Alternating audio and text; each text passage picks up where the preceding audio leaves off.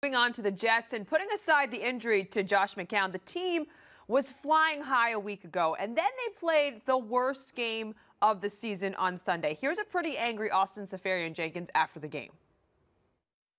I don't want to say careless, but I'm more focused on winning a game on the road, you know. Right. I don't want to, honestly, be talking about, I don't want to hear that playoff talk. I want to come to New Orleans. I want to come ready to play. I don't want to see this again. I don't care about 2 weeks from now. I care about next week and playing our ass off, not putting that on the field again. That's what I care about. I don't care about nothing else except for playing hard next week and not embarrassing ourselves.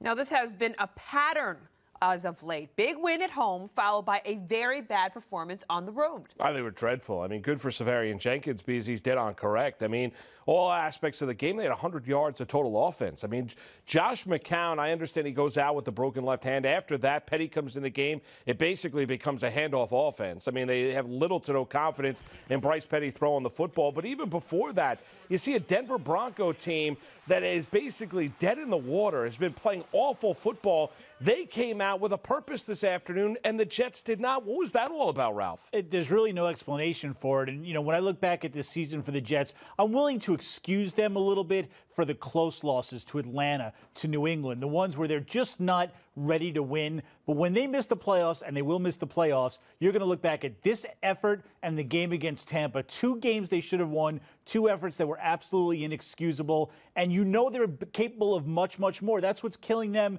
and killing everybody who watches them. You saw last week. I mean, where was the energy you saw against Kansas City? Where was the energy that even losses you saw against Miami, Atlanta? You mentioned a Tampa Bay Buccaneer game. You got none of it. I mean, the Jets almost looked like a team that was playing for the #1 overall pick instead of going out there and trying to play for relevancy in Week 15. That's the stunning aspect of it. You sit down and watch a Jet game, and they've made themselves relevant going into Week 14, and all of a sudden you sit there and watch this as a Bronco team that is dead in the water basically takes them behind the woodshed. And to make matters worse, McCown could be out for the season now. Yeah, which is a terrible break for a veteran who has been playing really, really well this season. Obviously, the Jets wanted him to finish out the year, at least as long as they were mathematically alive.